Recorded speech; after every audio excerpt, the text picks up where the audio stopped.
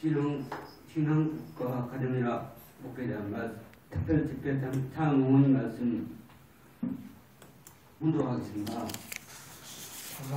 다 같이 훈도하겠습니다. 내가 참 어머니 성화부에 6개월을 동안 기원절 중국 언니를 선포하기 위한 준비를 나홀로 할 수밖에 없었던 그날을 생각하게 됐어요. 정교회라는 역사상 처음이에요. 하늘 부모님의 꿈이 실제적으로 이루어질 수 있는 하늘 부모님의 실제 성공이 있게 되는 참부모가 탄생된 이 한반도에 새 역사 출발되고 있는데 그동안 참 어려운 사회를 보면서 이러한 역사적인 문화를 막을 수 있는 준비를 하고 있는 시간이 없었다는 것을 너무나 기가 막힌 일이에요. 그러나 하늘과의 약속, 그것을 지키기 위해서는 사실 당장을 할 수 없었어요. 정리하게 되면 나라의 기능이 될 수 있는 대표할 수 있는 국가가 만들어야 돼요. 국가와 국가는 이미 탄생이 되었지만 국가와 국기는 참 여러분이 어떠한지 모르지만 10년을 법될 때 내가 사랑해서 부모의 보러 눈을 풀 수 없는 자리에 작은 하늘에 하는 심정 나사를 통해서 나라를 지킴이 있었고 거기에 동참한 사람들이 있었어요. 그러나 있다고 할 수가 없어요. 혼자서 온 것을 합리하여 전부 은혜를 선포했습니다.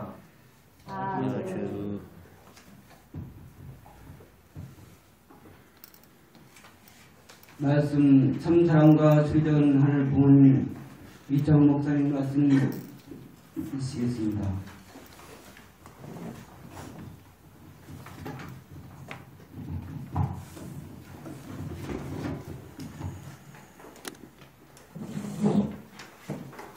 안녕하세요. 안녕하세요. 사랑합니다. 사랑합니다. 지난 주일 참 부모님의 하나님 하나님에 대한 사랑, 또 우리 사람에 대한 사랑, 또 만물에 대한 사랑을 잘 실천하셨죠? 네. 하려고 했습니다. 그런데 아마 어떤 분들이 저의 설교를 많이 이렇게 보시는 거예요.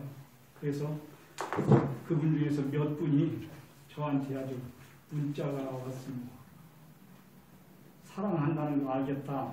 그런데 정말 우리 식구 같은 형제인데 도무지 하는 행동이나 말이나 모든 게 아주 원수같이 생각이 돼서 사랑하지 못하겠는데 이거 어쩌면 좋겠냐. 당신 책임지시고 그렇게 연락이 왔어요. 그래서 제가 일주일 내내 그렇구나. 그런 원수까지도 얼마만큼 사랑할 수 있을까. 그것이 진정한 사람에 대한 사랑일 것인데 그런 문제에 대해서 좀 더 깊이 오늘은 좀 말씀을 나눠야 되겠다. 그래서 오늘 제목을 참사랑과 수리적 하나님 부모님. 그래서 하늘 부모님, 즉 하나님이 이제는 말씀 이따 드리겠습니다만 하늘 부모님이라고 앞으로 적절한 답이 떠오르지 않네요. 그걸 우리가 생각해야 되거든요. 하늘 부모님이라고 참 어머님께서 고쳐주셨거든요. 그 부모님입니다. 부모님. 그러니까 부모님은 자동적으로 사랑의 부모님이신 거죠. 그리고 또 사랑이라고 하면 우리는 무조건적으로 이렇게 주는 거라고 생각하는데 거기에 하늘 부모님은 또 수리적으로 하나하나 과학적으로 역사하시고 일하시는 분이지 뭐 무턱대고 뭐 무조건 주고 뭐 무조건 뭐 어떻게 하고 그런 분이 아니라고 하는 것은 우리가 이 시간에 좀 생각을 해보자 하는 입장에서 참 사랑과 수리적, 숫자적 하나님, 과학적 하나님이라는 입장에서 그런 제목을 생각하게 되겠습니다. 그리고 특별히 원수 사랑에 있어서 최고의 극치가 누구냐? 그건 두말할 것 없이 참 부모님이시죠. 그래서 지난 또 오늘 생각해 보니까 지난 1991년 11월 30일부터 12월 10일까지 북한을 방문하셔서 참 부모님을 살해하려고 했던 원수 김일성 주석을 끌어안으실 겁니다. 완전히 하나가 되신 역사적인 사실에 올해는 31주년이 되는 해이면서 또 11월 30일 앞으로 10일이면은 그 출발의 역사란 말이죠. 그래서 이 말씀을 우리가 좀 더 깊이 생각해보자고 이런 주제를 정하고 말씀을 준비했습니다. 그럼 우선 방북 영상을 한번 보겠습니다.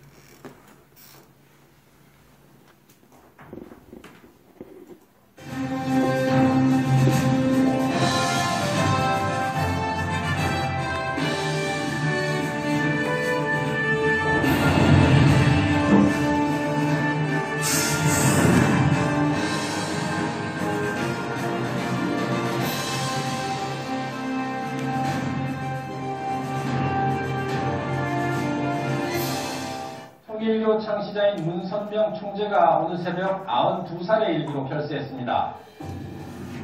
2012년 9월 3일 문선명 총재가 별세하였다. 세상의 관심이 일제히 집중되었다.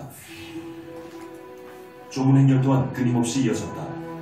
세계 각국의 인사들과 신도들은 물론 다른 종교의 지도자들까지 인종과 국경을 넘는 애도가 이어졌다. 그 탁월한 참 국경과 인종을 초월한 그 리더십. 일생 동안 세계가 평화롭게 되는 세계를 만드는 데 나는 전적 투구한다. 평화 질서를 유지시켜주는 그런 역할을 그분이 시켰네요, 사실. 세계 각국에서 세계 평화를 위한 여러 다양한 운동을 전개하여 왔으며 통일을 위해 고민하고 행동으로 실천해왔다고 평가받는 문선명 총재의 삶. 그 삶의 궤적들을 다시 조명해보고자 한다. 세계평화센터. 이곳은 문 총재의 뜻으로 2007년 평양에 지어진 국제컨벤션센터다. 문선명 총재가 타계하자 이곳에 분향소가 마련되었다. 김정은 위원장을 대신하여 북한 장성택 국방위 부위원장과 김영건 노동당 통일전선부장이 문선명 총재의 분향소를 찾아 조의를 표시했다. 그리고 이때 북한은 문 총재에게 조국 통일상을 수여한다. 자주 평화통일 민족 대단결의 기치를 높이들고 북한의 조국 통일상, 지금까지 김구, 여운형, 모리칸 목사 등이 수상한 상이다. 그리고 문선명 총재에게 이 상이 수여되었다. 북한은 문 총재에게 이 상을 왜 수여한 것일까? 문 총재와 북한의 인연은 1991년으로 거슬러 올라간다. 1991년 12월 6일 문선명 총재는 평양에 도착했다. 남한의 한 사회 인사가 공식적인 방북을 한 이례적인 사건. 북한은 이를 환영한다. 김일성 주석과 단독 회담을 하기 위해 평양으로 간 문선명 총재. 획기적인 일이 분명했다. 그는 당시 왜 북한으로 간 것일까? 우리의 문제는 항상 남북 문제다. 그래서 조선 종주국이, 공산주의 종주국이 망하게 되면 그 다음에는 결과적으로 남북 전쟁이 갑자기 일어날 가능성이 있어. 이걸 예방하기 위해서는 내가 김일성이를 만남 좀 치열하게 좋겠어. 북한에 도착한 문선명 총재가 만수대 의사당에서 당의 최고 간부들과 가진 회담. 이때 북측 대표였던 조국평화통일위원회 윤기복 위원장을 향해 문 총재가 던진 말은 누구도 상상하지 못한 말이었다. 주체 사상은 틀린 사상이다. 위협한 사상이다. 아주 그냥 어쩌고 말씀하시면서 윤기복 위원장 많이 틀렸어? 막 이러시면서 아이 소학교 아이들 다 보듯이 윤기복 위원장 네 대답 좀 해봐. 네, 주체성 가지고 남북통 할 수 있겠어? 세계 통일할 수 있겠어? 안 돼, 안 돼. 어림도 없어. 당 지도자들 앞에서 노골적으로 주체 사상을 비판하였지만 김일성은 문선명 총재를 반갑게 맞이했다. 당시 북한은 북핵 사찰 문제로 국제적인 압박을 받으며 예민해져 있었고 남한과도 경색되어 있었다. 그런 북한으로 들어간다는 사실, 더욱이 북한의 김일성 주석을 만나는 일은 결코 쉬운 일도 안전한 일도 아니었다. 북한은 왜 문선명 총재의 방북을 환영한 것일까? 세계적 영향력을 갖는 그런 이제 종교 지도자라는 점을 아마 북한은 상당히 고려했던 것 같습니다. 그런 영향력을 활용해서 남북 화해 협력의 어떤 그 중재자 역할과 함께 또 북한의 어떤 그 체제 보장이라든가 체제 위기를 해소할 수 있는 어떤 도움을 받겠다 하는 그런 의도로 성향이 완전히 다름에도 불구하고 초청을 했다는 것이죠. 이 둘은 과연 무슨 이야기를 했을까? 문선명 총재와 김일성 주석 사이에 합의된 요강을 보면 이산가족 만남, 국제 핵사찰 수용, 그리고 금강산 개발 등 남북 경제 교류와 남북 정상회담 같은 현안에 대한 내용이 담겨있다. 그렇다면 문 총재의 이 같은 통일을 위한 노력은 언제부터 시작된 것일까? 1917년 10월 혁명에서 제정 러시아를 무너뜨리고 공산정권을 수립한 레닌은 즉시 공산주의의 새로운 국제조직의 설립에 착수했다. 이후 빠른 속도로 퍼져나간 공산주의.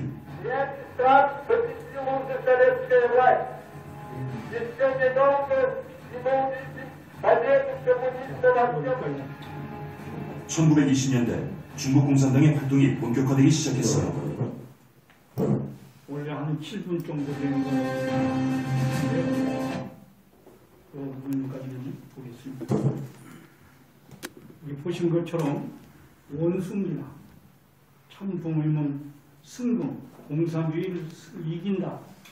승공을 주장하시는 세계적인 지도자이시니까 공산주의가 볼 때는 제일 반대적인 분이시잖아요.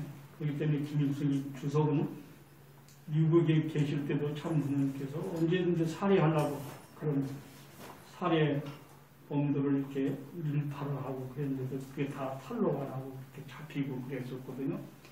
그런 적지를 참 부모님께서 찾아가셨다는 거죠. 그것은 바로 뭐냐는 거죠.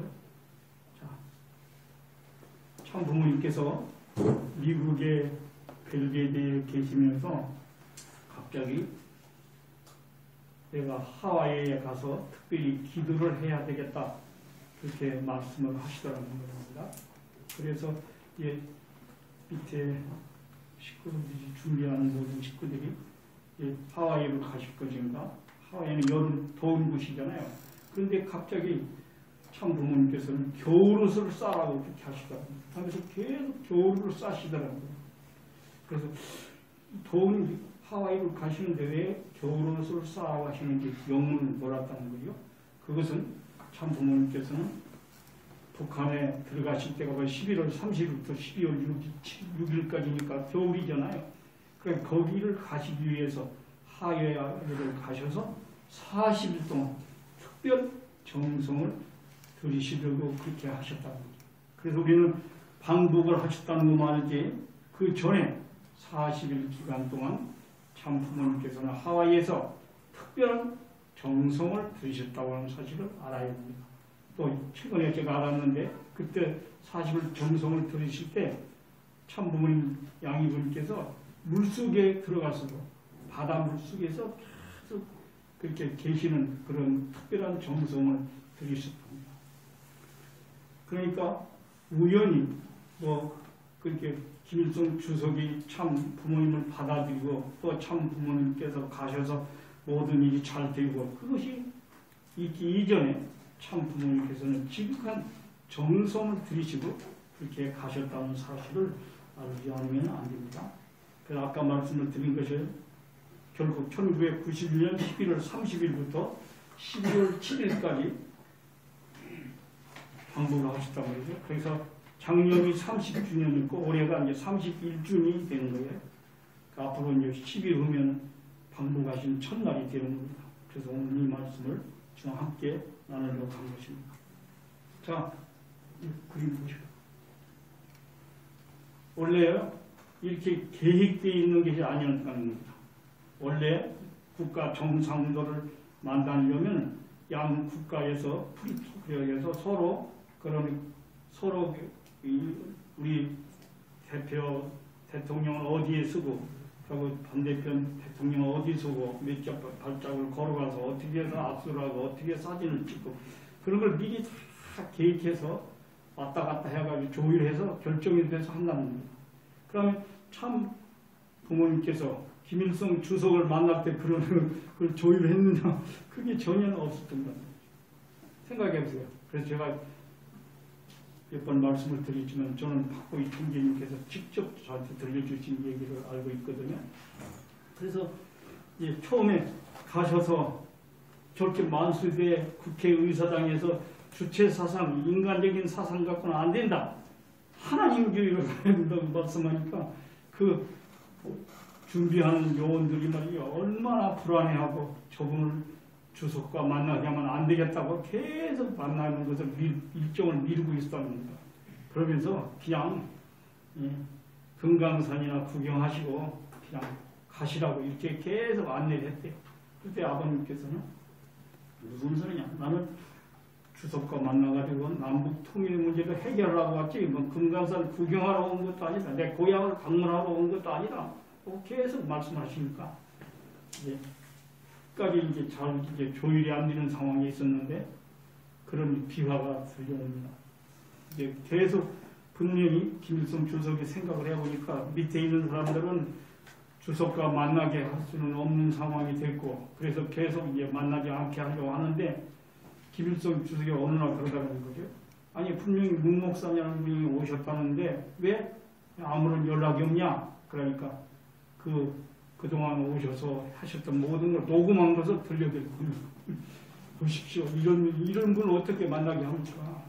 공산주의를 괴멸시켜야 된다 하는데 그렇게 이제 말씀을 하니까 김일성 주석이 하는 말이 문 목사님이야말로 목사이시구만 그동안 문육한 목사나 한 나만의 목사들 같지만 뭐 거기서 하라는 대로 다 그렇게 했단 말이죠.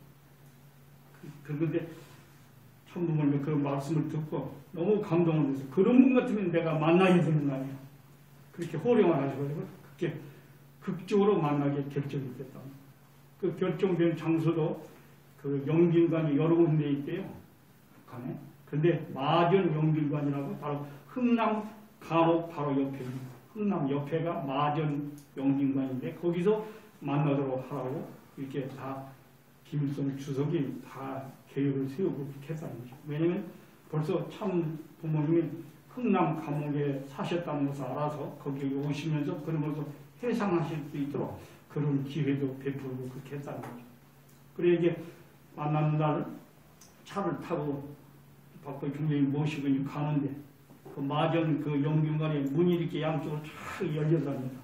그러면서 계속 박보희 총재님 과연 만나셔서 어떻게 하실 것인가 궁금하대. 우리 계획된 것도 아니고 저들은 지금 계속 살해하려고 한 마음을 버리지 않고 있을 것인데 이걸 어떻게 할 것인가 하는 것을 생각하고 딱 문이 착 열리면서 차가 들어가니까 앞에 가운데 그 마당 앞에 있습니다. 근데 건물 마당 앞에 건물 앞에 마당에 5분이 딱 서 있더래요. 김일성 주석이 가운데 양쪽에 두분두분 남주분만 5명이 딱 서 있으니까 이게 도대체 어떻게 되는지 궁금했는데 차가 딱 서니까 부모님께서 처음 나오셔서 저벅저벅 걸어가시더라고요. 걸어가시면서 김일성 주석하고 딱 앞에 서시더니 형님 그러면서 콱 끌어안으시더라고요. 그러니까 김일성 주석도 엉겹대요. 피가 나는 이 장면. 여기는 실내에서 우리가 끌어안는 장면을 봤지만 원래는 밖에서 그것이 먼저 있었답니다. 그러니까 어떻게 될 것인가 하는 것이 싹 무너져 버린다는 거예요. 형님 아우가 됐잖아요. 그러니까 그냥 두 분이 손붙잡고 거기서부터 계속 웃으시면서 실내에 들어오시면서 계속 얼마나 다정하게 형님 동생처럼 그렇게 말씀하셔서 완전히 하나 된 역사가 바로 이런 장면입니다. 그래서 이 장면을 저는 에서와 야곱, 에서는 사탄 편입니다. 야곱은 하늘 편입니다. 그래서 하나가 되는 장면입니다. 즉 하나님 편하고 사탄 편하고 완전히 하나 되고, 또 사탄 편이 완전히 자연을 굴복하는, 강제로 굴복하는 것이 아니라 너무너무 사랑에 감동돼서 굴복하는 역사가 바로 이 장면이라고 하는 사실을 우리는 분명히 알지 아니면 안 됩니다. 이거는 온전히 참 부모님의 정성과 지혜로서 사랑으로서 자연 굴복의 상태가 된 것이지 다른 어떤 것이도 아니다 하는 사실을 우리가 생각하면서 우리 앞에 나타난 원수 같은 사랑이 도무지 가지 않고 미움이 가는 그 사람들을 내가 이 정신으로 사랑하면 해결되지 않겠는가 하는 생각을 갖게 됩니다. 그리고 또 사진 일행들하고 찍으신 걸 한번 보시고요. 참 어머니 세 분이 또 찍으신 것도 있네요. 제가 사진을 못 구해서 했는데요. 그리고 두 분이 또 찍으신 것이 있고요. 여기까지 여기서는 전제해서 말씀을 드리고 서론의 말씀을 드리겠습니다. 하나님은 어떤 분이신가? 특별히 하나님은 어떠한 속성을 갖고 계신가 하는 것이 우리 통일 사상에는 원리 강론보다 더 깊이 자세하게 나옵니다. 그래서 하나님에 대한 문제를 다루는 것이 통일 사상에는 원상론이라고 해서 1장에서 나옵니다. 맨 처음에. 그래서 그 원상론에서는 두 가지로 내용을 설명합니다. 하나는 하나님의 신상, 즉 신상이라고 하는 것은 한자로 썼을 때 바로 꼴, 모양을 말하는 겁니다. 서로 상자인데 꼴, 모양을 뜻하는 거죠. 하나님의 모양이 어떤 거냐, 즉 하나님의 가능성, 하나님의 규정성이 어떤 것이냐 하는 것을 세 가지로 통일사상에서는 설명을 합니다. 성상, 형상, 그리고 양성, 음성, 그리고 개별상. 그건 다음 기회에 오늘 때 이 말씀을 드리기로 하고, 오늘 저는 두 번째인 하나님의 신성에 대해서, 즉 하나님의 성질에 대해서, 기능과 능력에 대해서 말씀을 드리려고 합니다. 그러면 거기서도 역시 세 가지를 말씀합니다. 하나는 하나님은 심정의 하나님이다. 근데 심정은 결국 성상적인 부분이거든요. 그것이 나타나는 것이 뭐냐? 사랑입니다. 그래서 우리는 사랑의 하나님이라고 보면 됩니다. 그리고 두 번째는 하나님은 로고스의 하나님입니다. 로고스, 이치와 법도. 헬라 말인데요. 로고스. 그건 결국 이치와 법도로 되어 있다. 즉 과학적인 하나님이다. 규칙과 원칙, 질서적인 하나님이지 무질서한 하나님이 아니다 라고 하는 것을 말하고 있고, 마지막은 창조성을 갖고 있는 하나님입니다. 뭘 만드시잖아요. 새로운 것을 만들어내는 게 창조성이라고. 뭘 이렇게 만들어내시는 하나님이다. 이 것을 우리가 깊이 봐야 되겠다. 그런데 오늘 이 세 가지 부분, 사랑에 대한 로고스, 그것을 수리적인 대한 부분, 그 다음에 창조성에 대한 세 가지 부분을 본론에서 자세하게 이제 다루려고 합니다. 먼저 하나님의 그 사랑, 그건 어떤 것이냐? 지난번에 말씀을 드렸습니다만 엄격히 보면 바로 부모님의 사랑입니다. 사랑의 종류가 많이 있다고 그랬죠. 그런데 4대 사랑이죠. 크게는 그 중에 대표적인 사랑이 뭐냐? 바로 부모님 사랑입니다. 그럼 즉 하늘 부모님 사랑이라는 거죠. 그렇기 때문에 하나님께서는, 하늘 부모님께서는 우리 인간들을 또 자연을 그렇게 대상으로서 무한히 사랑하시는 주체자이시라는 것을 잊어서는 안 되겠습니다. 우리 한번 더 다음으로 넘겨서 볼까요? 그 다음에 2013년 1월 7일 날 천정문에서 참 어머니께서 하신 말씀입니다. 다 같이 한번 읽어보겠습니다. 혼동하겠습니다. 구약 시대에는 하나님을 여호와라고 했습니다. 신약 시대에는 하나님 아버지로 불렀습니다. 이제는 명칭을 바꾸려고 합니다. 기도할 때는 하나님을 하늘 부모님으로 바꿔야 합니다. 영어로 Heavenly Parent입니다. 하나님은 하늘 부모님입니다. 아주 하나님 뭐라고요? 하늘 부모님입니다. 우리는 보통 그냥 하나님이라고 얘기하지만 엄격히 얘기하면 이건 구약 시대에는 여호와라고 했단 말이에요. 뭐 야훼 뭐 등등 많은 치유하시는 하나님 등등 많은 내용이 있습니다. 근데 신약 시대에는 하나님 아버지를 했다는 거죠.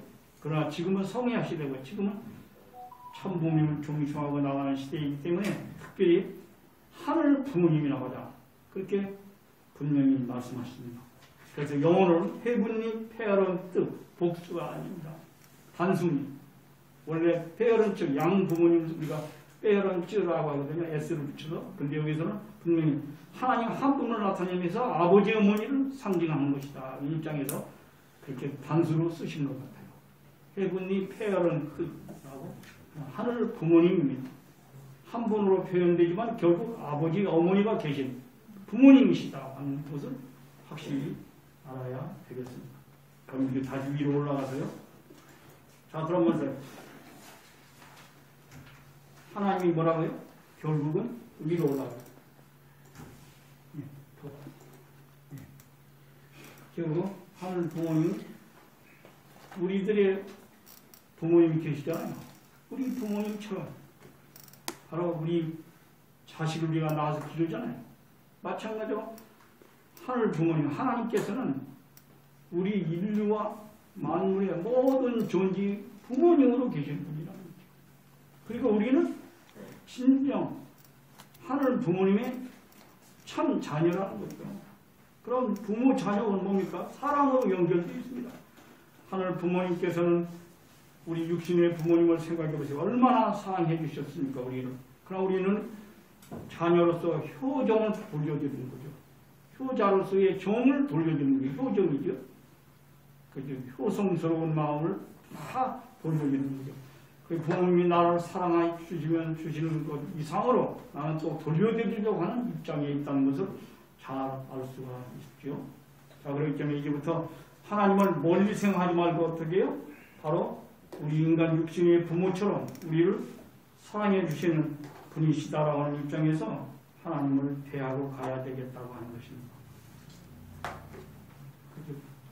땡기시고. 그래서 하나님에 대한 제가 아까 세 가지로 얘기한다고 했어요.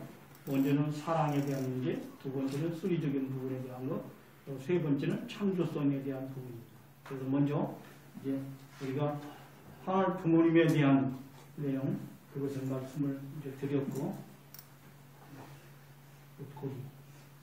이번에는 우리 육신의 부모님이 우리 자녀를 사랑해 주시는 것처럼 하늘 부모님께서 또 우리 참 부모님께서 우리를 사랑해 주는 분이시다라고 하는 것을 저는 생각을 해봅니다. 우리가 기도할 때 과연 내 육신의 부모님처럼 참 부모님은 또 하늘 부모님을 그렇게 생각하면서 사랑을 가지고 계신 분이시다라고 하는 마음을 갖고 내가 자녀의 입장에서 기도하고 또 우리가 생활하고 있느냐 하는 것이죠.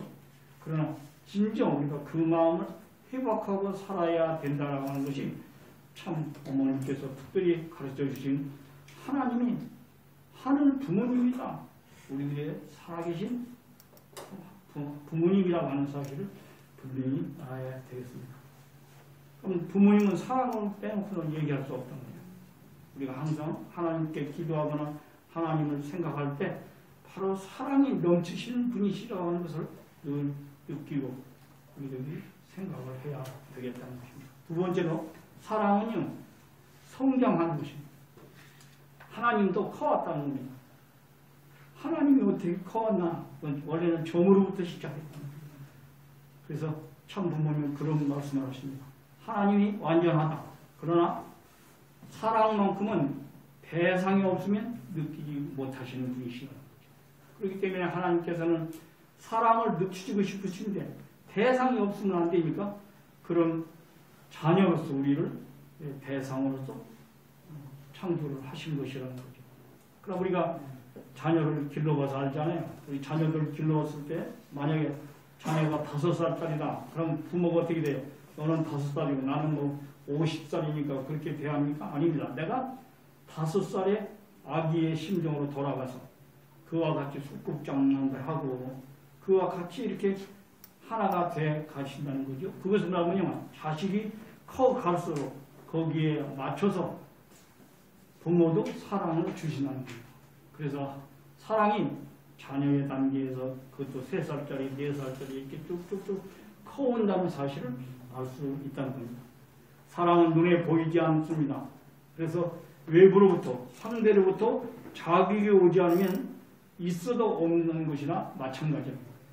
그렇기 때문에 대상을 사랑할 때 사랑이 표현되고 하늘 부모님도 그 사랑이 나가는 거지 대상이 없이는 사랑이 발휘되지 않는 말이에요. 그래서 자식이 커감에 따라서 우리 사랑도 점점 확장되고 커간다는 사실을 알 수 있다는 것입니다. 그리고 이제 마지막으로 사랑의 극치는 뭐냐? 원수까지 사랑하는 것. 자, 우리 한번 이 시간 생각해 보십시오. 원수가 있습니까? 없습니까? 우리 각자인데. 엄청 많습니다. 아, 많습니다. 엄청 많습니다. 이건 진실한 고백입니다. 대부분은 없다고 할 수 있는데. 엄청 많습니다. 아마 헤아릴 수 없이 많은 분이 있을 거예요. 어떻게 보면 내 남편이 원수고 언제나 또 정말 지극히 사랑스러운데 지극히 원수 같단 말이야. 하는 짓이, 하는 말이, 하는 행동이. 자, 그것을 어떻게 내가 사랑하느냐. 그건 뭐냐? 그것은 바로 원수를 사랑하는 마음 갖는 것밖에 없다는 거죠. 그래서 대표적으로 성경에는 그 원수를 사랑해서 그 원수를 하여금 강제로 굴복시키는 것이 아니라 자연스럽게 당신의 사랑에 내가 감동돼서 내가 당신을 부모로 모시겠다. 나는 당신의 자식의 자리를 들어가겠다. 이렇게 굴복하는. 그게 완전 굴복입니다. 완전 굴복의 반대는 뭐예요? 강제 굴복이요. 또 어떻게 해야 완전 굴복이 되겠습니까? 사랑에 감동돼야 됩니다. 내가 이렇게 하니까 너 감동받아라. 그렇게 해서 감동받는 게 아닙니다. 스스로 느껴야 됩니다. 아, 저분이 정말 나를 우리 부모 이상 지극히 사랑해 주시는구나.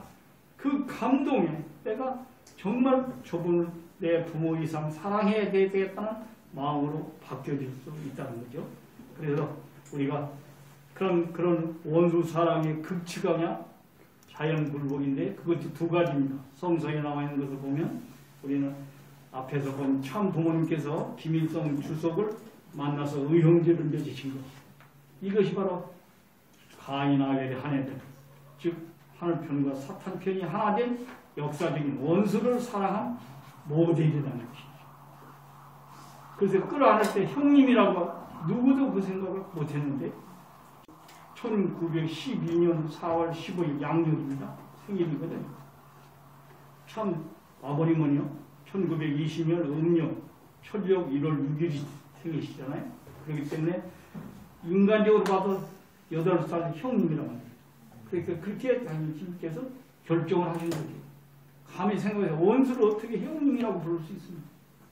그러나 그런 사랑으로 다 품으실 마음을 그렇게 40일 정성을 들이시면서 사랑의 마음으로 원수의 세계에 가서 어떻게 하늘 부모님의 사랑을 전해줄 것인가를 정말 기도로 정성을 쌓으신 것이 아닌가 그렇게 생각이 듭니다. 그래서 우리가 이것을 언제든 생각해서 참 부모님께서 이렇게 원수를 사랑하셨는데 내가 이 원수, 많은 원수를 왜 못 사랑하냐? 사랑할 수 있습니다. 많은 분은 많을수록 더 사랑할 수 있다는 것을 알 수 있습니다. 그리고 두 번째로 하나의 모델 케이스는 에서와 야곱의 바로 만남의 사건이 바로 자연 굴복 원수 사랑의 극치.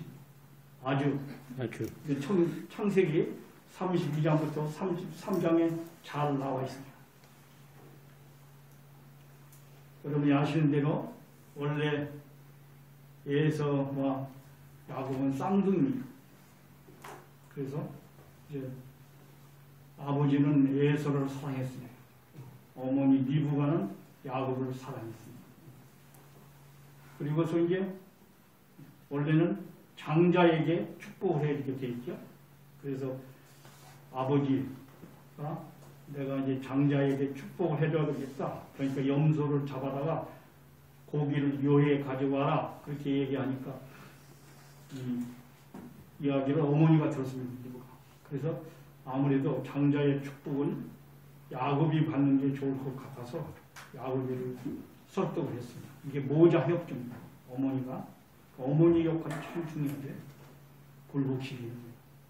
그래서 이제 아버지가 이렇게 축복을 해주려고 하시니까 요리를 해오라 하니까 내가 염소를 잡아서 요리를 다 해줄 거고 그렇게 내가 대신 가서 형 대신 가서 축복을 받으라니까 아니 나는 목소리가 다른데 이렇게 얘기해. 그러니까 그러면 목소리를 좀 연습해라 훈련해라. 그리고 나는 몸에 털이 없어요. 근데 애서는 몸에 털이 있대요. 그러니까 여기 양털을 여기다 붙여줬다고 했어요. 손에다 옷속에. 그래서 이렇게 속였어요. 그리고 가서 이제 축복을 해주겠다고 하는 날 엄마가 대신 고기를 요리해서 갖다 주고 그렇게 해서 잡수시고 저 이리 와보라고 합니다. 이리 와보라. 그랬더니 너 어디? 아버지 제가 여기 축복을 받으러 왔습니다. 이렇게 문을 열고 들어가면서 얘기하니까 목소리가 너 야곱이 저 예수가 아닌데 그렇게 얘기해요. 그러니까 들킨 거죠. 그때 그럼 어디 손 좀 한번 만져보자고. 목소리는 분명히 아닌 것 같은데 옷 쏘면은 뭐 털이 나 있으니까 그거나 확인해 보겠다고 아버지가 어디 한번 손을 가져와라 그러니까 손을 그 옷 쏘면 양털 붙여서 손을 갖다 이렇게 대니까 그 당시에 아버지가 연세도 많으시고 눈도 침침하고 뭐 귀도 좀 그런 어려운 입장이었으니까 당시 이렇게 만져보고 그렇게 얘기합니다. 목소리는 에서가 아니로되 손을 만져보니 에서로다 속았더라 그렇게 기록되어 있습니다. 아주 이게 바로 지혜입니다. 지혜. 뭐 난 그대로 와서 무조건 한다? 나는 뭐 내가 어떻게 뭐 원수를 형님이라고 불러? 난 아니야. 내가 또 하늘 편인데 무슨 소리야? 내가 뭐 형님, 네가 나를 형님으로 불러야지. 그런 마음 갖고 가졌으면 안 되는 거야. 그게 지혜입니다. 지혜롭게 그렇게 해서 물론 속여야 될 그런 이유가 다 있습니다만 그렇게 해가지고서 축복을 받고 하나님 땅으로 피난을 가서 21년 동안 모든 기대를 쌓게 됩니다. 14년 동안 가정을 탔습니다. 네 부인에서 12자녀를 무조건 마지막에 12번째 자녀는 가나안 땅에 도착해서 낳습니다. 나중에. 그리고 또 6년 동안 재물을 찾습니다. 그러니까 14년 동안 가정과 또 6년 동안 재물을 찾고 돌아오는데 1년입니다. 그래서 21년이 되는 겁니다. 그래서 우리가 보통 가정을 찾는데 14년 그리고 재물을 찾는데 7년 그래서 21년이 되어서 금의 환영을 하는 것입니다. 근데 금의 환영을 할 때 바로 이렇게 대오를 편성해서 저 여기 표시를 했습니다. 이렇게 편을 만들었습니다. 맨 앞에 심부름꾼 사자를 세웠다고 했습니다. 그리고 자기가 벌은 그 재물 중에서 좋은 것으로 이렇게 뽑았습니다. 암연소가 200마리, 수염소가 20마리, 암양이 200마리, 수양이 20마리, 젖을 내는 약대가 30마리, 새끼 약대는 숫자가 안 나와 있습니다. 염소가 40마리, 황소가 10마리, 새끼 나귀가 10마리 이렇게 자기가 가진 재물 중에서 좋은 것으로만 예물, 형님에게 줄, 자기를 죽이려고 하는 형님에게 줄 예물을 잘 차려놨단 말이에요. 그 다음에 자기 재물을 소유물들을 세웠다는 거예요. 그러니까 형님 줄 거 좋은 걸로 뽑아서 앞에 놓고 그 다음에 자기 거 조금 뒤에다. 그리고서 이제 네 부인 중에서 누가 제일 사랑했습니까? 둘째 딸 라헬입니다. 둘째 딸. 그런데 첫째 딸이 덜 사랑하게 됐죠. 그런데 실제로 덜 사랑하는 첫째 딸한테 6명의 자식을 낳게 됩니다. 그런데 라헬은 엄청 사랑하는데도 아들을 못 낳습니다. 그랬을 때 이 라헬이 자기 몸종이 있는데 이 몸종을 데리고 아기를 낳아. 그래서 몸종을 데리고 아기를 낳는데 그 몸종이 누구냐? 바로 실반. 아니, 실반. 아니, 저기 뭐 나헬의 몸종은 비라입니다. 비라. 나헬의 몸종이 비라예요. 그 비라를 데리고서 아기를 낳습니다. 둘을 낳습니다. 그렇게 하고 나니까 또 레아가 당신이 나헬의 몸종을 데리고 아기를 낳았다니까 나도 내 몸종을 데리고 당신이 아기를 낳으시오. 그래가지고 실바한테 아기를 또 둘을 낳게 됩니다. 그래서 부인이 4명이 됩니다. 그래서 그 4명 부인 중에서 제일 미워하는 부인이 누구겠어요? 실바죠. 즉 레아의 몸종이. 그래서 그 다음에 4번째로 그 실바를 세웁니다. 그리고 거기서 난 아들 2명을 뒤에다 세웁니다. 그리고 비라, 나헬의 몸종을 거기에 5번째 세우고 거기에 아들 2를 또 세웁니다. 그리고 맨 마지막 바로 레아죠. 레아 6명의 아들을 세웁니다. 그리고 맨 마지막 나헬 거기서는 2사람을 세웁니다. 물론 그때는 한 사람이죠. 요셉이 11번째거든요. 요셉. 그리고 자기는 맨 뒤에 말을 타고 갔다고 했어요. 자, 보세요. 이렇게 대오를 편성해가지고 사자를 잘 훈련해서 친구분에게 자, 형님이 아마 분명히 나를 죽이려고 21년 동안 기다렸으니까 죽이려고 나올 거다. 그럴 때 이 제물로부터 잘 설명을 해서 그 마음을 완화시켜야 된다 하고 교육을 다 시켜서 그렇게 보냈다고 봐야 됩니다. 그리고 이렇게 대오를 편성하는 것을 보면 정 만약에 죽음의 그 마음이 풀리지 않고 계신 형님이라면 맨 마지막에 자기는 정 안 되면 나헬을 데리고 요셉하고 도망을 간다든가 아니면 마지막으로 요셉이라도 데리고 도망간다든가 이렇게 생각을 하고 그런 죽음의 순서를 그렇게 정해가지고 갔다는 것입니다. 얼마나 지혜로운 사람이야. 절대로 자기는 죽으면 안 되거든요. 승리해야 되거든요. 그러나 그 원수의 마음을 알 수 없잖아요. 어떻게 됩니까? 자기의 최선을 다하면서 그런 지혜를 쓰고 있다는 것을 볼 수 있습니다. 자, 그렇게 해서 이제 대오를 편성해서 가면서 전대를 보냈다고 했어요. 보내고 자기는 그 야복 나루터에서 있는 것입니다. 야복 나루터 속에 있으니까 천사가 나타나는 거죠. 그 천사를 붙들고 씨름을 합니다. 그래서 마지막 천사가 씨름을 하면서 환도뼈를 쳐서 야곱의 환도뼈가 위골이 됩니다. 그런데도 놓지 않고 끝까지 붙들고 있으니까 새벽이 돼서 천사가 돌아가야 될 시간이 됐습니다. 그래서 내가 돌아가야 되겠는데 내 이름이 뭐냐? 그러니까 내 이름이 야곱이라 그러니까 이제는 야곱이라고 하지 말고 이스라엘이라고 해라. 이스라엘이라는 이름을 이때 줍니다.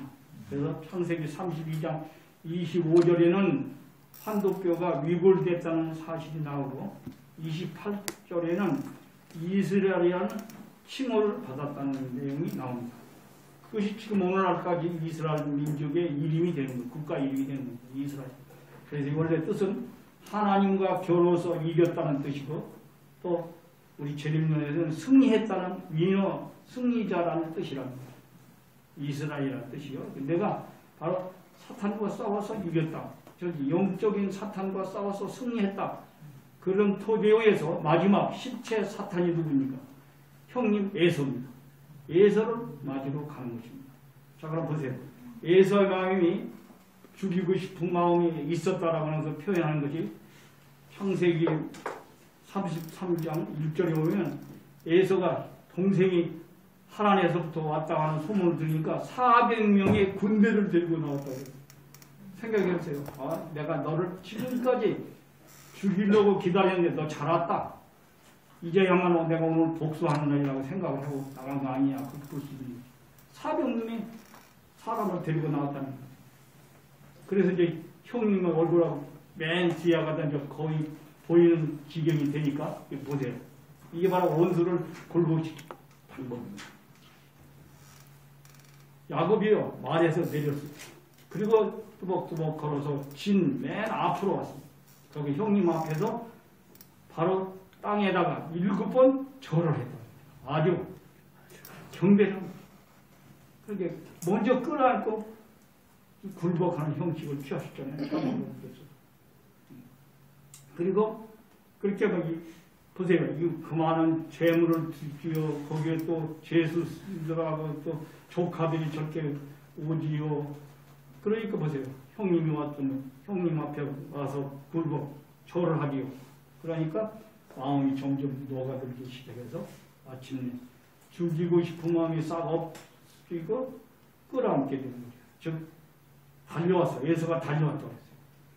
경배를 하니까 달려와서 그를 맞아서 예수를 야곱을 맞이해서 안고 끌어안고 목을 어금맞기가 그러니까 저기서도 이렇게 하잖아요. 이쪽으로 한번 이렇게 이게 뭐라 어금맞기입니다. 입을 맞췄다고 성경에 기록하고 그리고서 또 마지막 말이 중요합니다. 야곱이 형님의 얼굴을 쳐다보고 뭐라고 하느냐 내가 형님의 얼굴을 배운 적 하나님의 얼굴을 배운 것 같소이다. 형님도 저를 기뻐히 맞이하십니다. 그렇게 이야기합니다. 형님이 바로 하나님이요. 생각해보세요. 원수를 하나님이라고 생각합니다. 그러니까 불복 안 할 수가 없다는 거죠. 이것을 우리가 잘 살펴봐야 되겠다는 것입니다. 이렇게 해서 결과적으로 참 부모님께서도 이런 에서와 야곱이 하나 된 거죠. 또 성경에 에서와 야곱이 처음으로 하나 되는 역사가 일어나는 것을 알 수 있습니다. 그렇다면 이제 우리들 앞으로 우리들도 우리에게 나타난 원수를 이런 방법으로 나의 재물을 아까워하지 않고 또 그를 정말 부모님처럼 하나님처럼 섬길 수 있는 마음으로 우리가 사랑해주면 굴복될 수 있다는 것을 믿습니다. 자, 그 다음에 두 번째로 과학적인 하나님입니다. 그래서 우리 원리강론 408쪽을 보면 믿음의 기대를 돕기 위한 수리적인 탕감 기간이라고 해서 숫자에 대한 내용이 나옵니다. 숫자가 4가지가 나옵니다. 잘 보세요. 12수, 4수, 21수, 40수입니다. 하나님은 삼수적인 존재를 결정하고요. 그래서 하나님의 수리성을 띠고 있기 때문에 하나님에 의해서 창조된 모든 피조물도 수리적으로 되어 있다는 거예요. 그래서 우리가 과학은 뭡니까? 수를 연구해 나가는 거죠. 수리적으로 모든 것도 실험 실습을 하고 그렇기 때문에 그게 왜 그러냐? 바로 하나님이 수를 배치시켜 놨으니까 수를 찾아가는 역사가 바로 과학이라고 하는 사실을 알 수 있습니다. 그래서 보세요. 12수 보겠습니다. 12수가 뭐예요? 12수는 사위기대가 기본이죠. 사위기대를 읽으면 하나님, 주체, 대상, 합성체. 그래서 사위기대 4차례입니다. 근데 그 4차례에 자기를 중심하고 세 목적이 이루어집니다. 그래서 사위 곱하기 3목입니다. 3대상 목적. 그러니까 4, 3, 12. 12수가 갖춰지게 되면 완전하게 완성된다는 것을 알 수 있습니다. 그래서 원래 아담이 타락해서 그렇지 타락하지 않았으면 12수의 완성 실체가 됐을 것이라는 겁니다. 왜? 하나님은 12수의 완성된 분으로 계시기 때문에. 그래서 맨 처음에 12수가 나온 거예요. 그 다음에는 뭐냐? 4위비대 4수입니다. 그 다음에는 21수는 뭐냐? 3 플러스 4는 7입니다. 7 곱하기 3은 뭐냐? 21수입니다. 3은 뭐냐? 하늘수입니다. 4는 뭐냐? 땅수입니다. 하늘, 땅이 합해진 수가 뭐냐? 7수입니다. 그래서 7수는 하늘, 땅 완성수입니다. 그것을 3단계로서 곱하게 되면 21수입니다. 그래서 21이 되면 결국 기본적인 완성이 또 1단계로 된다는 겁니다. 그래서 우리가 닭이 정란을, 유정란을 21일 동안 품으면 뭐가 돼? 병아리가 됩니다. 왜 21일이나요? 그것이 바로 완성되는 일정이기 때문에 그렇다는 거죠. 그래서 우리 수련회도 21일 수련회 가면 병아리가 부활된 것처럼 우리의 심령이 부활된다는 거예요. 그러니까 우리가 무엇을 할 때 21일 노정 또는 무슨 헌금도 뭐 그런 21수에 맞추어서 뭐 이렇게 하기도 하고 그렇게 하는 거죠. 그리고 또 마지막은 40입니다. 40은 4 곱하기 10이고 10은 3, 3은 9 곱하기 에다가 1을 더하면 10입니다. 10은 뭐냐? 귀일수입니다. 3단계 완성수가 3, 3을 9인데 거기다가 1을 더하니까 10이 되면 2하고 0입니다. 그러면 10은 처음에 1로 다시 돌아갔다는 의미입니다. 귀일수, 돌아갈 귀자죠. 귀일수라고 합니다. 그래서 4이 돼 잃어버린 것을 처음으로 다시 돌아와서 찾는 수가 40수입니다. 그래서 우리가 40일 정성을 드린다 뭐 이렇게 하고 그것이 더 확정된 게 바로 43수죠. 그래서 430 종적인 횡적인 뭐 그런 천부과정을 해야 된다는 또 21수, 43수 이런 숫자가 40개 연장으로 나타나는 수인 것을 알 수 있습니다. 이렇게 하나님은 이렇게 숫자적으로도 역사하시지 무턱대고 뭐 사랑이라고 해서 그냥 막 그렇게 무질서적으로 되시는 분이 아니다 하는 것을 우리들이 잘 신앙생활하면서 밝혀가면서 가야 되겠다고 하는 것입니다. 그 다음에 마지막으로 창조성입니다. 왜 창조를 하였느냐 이제 말씀을 한번 보겠습니다. 1990년 3월 27일 천성경 95쪽에 있습니다. 하나님이 왜 창조를 했느냐, 창조를 왜 했느냐 다 같이 분독하겠습니다. 하나님이 창조를 왜 했느냐? 하나님도 사랑이 필요해서 창조했습니다. 하나님이 천지를 사랑 때문에 창조했다는 것입니다. 사랑의 상대가 필요해서 사랑의 상대를 찾기 위해서입니다. 그런 하나님이기 때문에 자기를 절대적으로 위하라고 나를 위하라고 하는 사랑을 하지 않습니다. 하나님도 사랑의 상대는 자기보다 낫기를 바란다는 것입니다. 하나님이 1000%를 가지고 있다면 1000%를 완전히 투입하려고 합니다. 사랑의 대상이 자기보다 낫기를 바라는 것이 사랑의 본질이요 본성이기 때문입니다. 아주 뭐라고요? 왜 창조했다고요? 사랑 때문에. 사랑하기 위해서. 사랑하는 대상이 필요하죠. 그럼 참부모니 왜 천일 성전을 창건, 빌딩, 세우십니까? 바로 하나님의 사랑을 보이는 실체로 나타나게 하고 있습니다. 왜 무형의 하나님이 실체의 참 부모로 지상에 현현하셨습니까? 바로 이렇게 사랑의 실체로서 그런 실감적인 대상을 통해서 맛보시려고 창조하셨다는 사실을 알 수 있습니다. 우리가 무엇을 만들 때 왜 만듭니까? 그걸 통해서 사랑을 하기 위해서 만든다는 거죠. 그래서 이제부터 우리 사랑에 대한 창조라고 하는 것이 막연히니까 뭘 만든다라는 게 아니고 사랑을 더 많이 해주기 위해서 창조하는 것이구나 하는 것을 알 수 있습니다. 자, 그 다음에 또 보겠습니다. 이 말씀은 기니까 이거 말씀은 바로 하늘 부모님은 종적인 참 부모님이시고 우리 참 부모님은 횡적인 참 부모님이시다. 원래 하늘 부모님은 이렇게 종적인 분이시기 때문에 점으로 나타난다. 그래서 이게 확대가 될 수 없다. 그러나 횡적인 참 부모님은 비로소 자녀를 낳을 수 있기 때문에 인간으로 오셔서 바로 확대, 창조가 벌어질 수 있다는 것입니다. 그래서 하나님은 마음적인 부모이고 바로 참 부모는 몸적인 부모의 자리에 있다고 말씀하셨습니다. 아주. 그래서 결국 참 부모님께서 이렇게 실체 성전을 저렇게 지으시는구나 하는 것을 알 수 있습니다. 넘기시고요. 저 밑에 보면 보겠습니다. 창조성이 뭐라고요? 새 것을 만드는 성질인데 바로 천일 성전을 건립하신 것이 이런 사랑을 바로 참 부모님께서 특별히 참 어머님께서 마지막 인류를 대표해서 하늘 부모님을 지극히 사랑하시는 실체를 보여주시기 위해서 마지막 그렇게 천일 성전을 건립하시는 것이구나 창조하시는 것이구나 하는 것을 알 수 있습니다.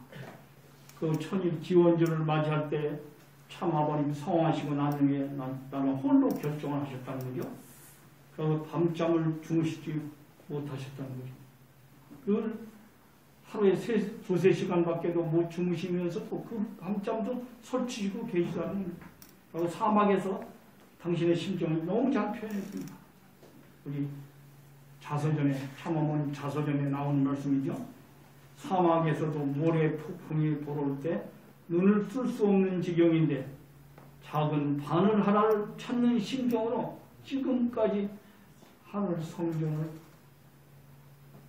건립하기 위해서 하나님의 사랑을 보여주시기 위해서 지금까지 걸어오시는 노정인 것이 참 어머님의 심정이라는 사실을 알게 됩니다. 그러면서 원래 이것을 건립하려면 나라 기준이 세워져야 된다. 그래서 천일국을 우리가 선포를 했지만 그것을 온전히 그러니까 내년 5월 5일을 중심하고 온전히 그게 나타나는 거라고 말씀을 하셨죠. 그러면서 그런 나라의 중심 인물이 돼야 되는데 오늘 중심 인물이 얼마나 지금 나타나고 있는지 모르겠다. 그래서 너희들이 그 중심 인물 즉 동참자가 돼야 된다는 말씀을 하신 것을 이번 2박 3일 동안 전국의 목회자들 모으고 말씀하시는 마지막 폐회식에서 하신 말씀 중에 일단 전체가 일부분을 제가 뽑아서 말씀 이렇게 정리한 것입니다. 이제 결론 말씀을 드리겠습니다. 자, 이해되셨죠? 예. 하나님 뭐 어떤 분이시라고요? 사랑. 그러고요. 또 사랑에도 몇 가지가 있다고요? 3가지가 있다고. 그러면서 또 하늘 부모님으로서의 사랑. 그 다음에 뭐라고요? 수리적인 걸 갖추고 계시다고 했어요. 그러면서 사랑은 또 성장한다고 했죠. 그리고 마지막으로 원수를 사랑하는 거. 그게 최고의 사랑이라는 사람이고 그 다음에 2번째는 뭐예요? 수리성이라고 했어요. 수적인 질서와 법칙을 통해서 과학적인 하나님이시지 건물을 뭐 그냥 짓습니까? 저게 다 과학적으로 설계되어 위해서 하나 또 얼마나 그게 섬세한지 건축도 그렇고요. 모든 게 그래서 하나님은 지극히 이 창조의 역사를 바라는 거죠. 지극히 과학적이시다는 것을 알 수 있는 거죠. 그리고 마지막은 뭐라 하겠습니까? 바로 창조성이라고 했어요. 새로운 걸 만드는 우리가 늘 새로운 걸 만들고 변화해야 되고 새 것을 창조하는 창조력을 우리 인간도 하나님을 닮아서 우리 생활 속에 늘 새롭게 창조해 나가면서 발전해 나가는 사랑을 더 많이 투입하는 우리가 되어야 되겠다고 하는 것이거든요. 자, 이제 결론 말씀을 드리겠습니다. 하늘 부모님 사랑을 하고 계시고 참 부모님 행적인 하늘 부모님이신데 그 하늘 부모님과 참 부모님과 내 육신의 부모님 이상 어느 정도로 사랑하고 있는가 우리가 자답해 보아야 되겠습니다. 우리 내 육신의 부모님 사랑하십니까? 안 하십니까? 사랑하시죠? 그러면 우리 참 부모님 사랑하십니까? 안 하십니까? 사랑하십니까? 하늘 부모님 사랑하십니까? 안 하십니까? 하십니다면 그러나 우리가 내 육신의 부모 이상 그런 실감이 납니까? 그렇게 실감이 날 수 있는 마음 그게 바로 참 사랑의 마음이라고 저는 생각해 보고 싶습니다. 이제 그게 어렵지만 이제부터 저는 지금 현재 내 육신의 아버지도 어머니도 이미 저 나라에 가 계셔서 안 계십니다. 그래서 어느 때는 늘 그런 생각을 합니다. 참 계시면 내가 이만큼 철이 들었는데 더 효성을 드릴 수 있을 텐데 지금 생각해 보니까 안 계시더라고요. 그래서 그런 날도 있잖아요. 육신의 부모 살아 계실 때 효성을 다해야지 성화하시고 난 이후에 뭐 아무리 제사상을 잘 차려도 의미가 별로 없다. 그 말씀을 기억하면서 내 육신의 부모 사랑한 마음 이상 내가 참 어머님을 얼마만큼 사랑할지 또 하늘 부모님은 얼마만큼 사랑할 수 있느냐 그 사랑의 마음을 키워가야 되겠다는 것입니다. 또 우리가 원수를 사랑해야 되는데 또 자연불복시켜야 되는데 그냥 막연하게 우격다짐으로 아니면 그냥 무조건 너 내 말 들어 아니요 내가 이렇게 하니까 그렇게 따라오는 게 바로 내가 사는 길이야 그렇게 하면 안 된다는 거죠. 정성과 지혜 보세요. 이렇게 프로그램을 다 짜서 했잖아요. 정성과 지혜를 가지고서 어떻게 하면 저자가 좋아하는 게 뭔가 저가 지금 필요로 하는 게 뭔가 내가 저에게 지금 줄 수 있는 게 뭔가 물질적으로도 아니면 마음적으로도 저가 지금 듣고 싶은 말이 뭔가 그 말을 해주는 게 사랑이거든요. 근데 우리 몸은 그 말 안 해줍니다. 특별히 안 해줘요. 숨겨놓고 안 해줘. 그리고서 불쑥자고 엉뚱한 말이 튀어나오는 거예요. 우리 자녀를 얼마나 사랑하니까. 근데 사랑한다는 말 나와요? 아닙니다. 미움이 확 튀어나와서 말이 뭐 뱉어놓고 생각하면 후회스러워요. 우리가 늘 그러기 쉽습니다. 그러니까 정성을 드리고 지혜롭게 기도해서 말씀을 해야 됩니다. 나중에 한번 그 말에 대해서 제가 한번 우리가 나눠보겠는데요. 그 말이 참 중요합니다. 지난번에 우리가 지난주에 배웠습니다만 온종으로 따뜻한 말로 해야 되는데 우리는 원수하고 따뜻한 말을 안 하잖아요. 막 불쾌한 말로 아주 화가 잔뜩 나가지고 막 얘기를 하고 쏴붙입니다. 그러면 속이 내가 시원하니까. 그러나 실제는 원수는 돌아오지 않습니다. 정성을 들이고 지혜로 써야 됩니다. 그리고 수리적으로 하늘 부모님의 역사가 이루어지고 있기 때문에 우리가 수리적인 프로그램을 잘 따라가야 됩니다. 내가 생각할 때는 뭐 어떤 것이지만 그러나 하늘은 그런 의미가 있어서 그런 것은 왜 430 가정이냐. 옛날에는 360 가정이 있잖아요. 그 430까지 왜 그랬냐. 그거 다 말씀하셨습니다. 이스라엘 민족이 원래 400년 동안 애굽에서 고역사를 해야 되거든요. 근데 실제로 얼마 했어요? 430년 했어요. 30년을 더 했습니다. 그래서 원래 430 가정도 원래는 400가정이 되는데 430가정, 그래서 30가정을 더 플러스해서 하셨다. 그래서 430가정. 원래 우리 1800가정도 1801가정입니다. 그래서 그 숫자적인 것에 더 맞춰서 이렇게 하시는 참 부모님인 것을 우리가 알 수 있습니다. 마지막으로 실제 천일 성전을 참 어머니께서 창조하신 것을 나도 창조자로서 거기에 동참했다고 하는 입장에 서기 위해서 내가 할 수 있는 일이 무엇인가. 나도 참 어머님과 같이 창조 역사에 사랑의 역사에 내가 표현할 수 있는 것이 무엇인가를 이 시간에 생각해서 참 부모님이 저렇게 홀로 결정하시고 사막 한가운데서 모래 풍풍이 들어올 때 작은 바늘을 맨눈을 찾기 다른 큰 거 찾기 어려운데 그걸 찾으시는 그 심정으로 걸어오신 그 참 어머님 앞에 내가 해드릴 수 있는 중심인물로서 동참자로서의 사랑이 무엇인가를 생각해보면 좋겠습니다. 기도드리겠습니다.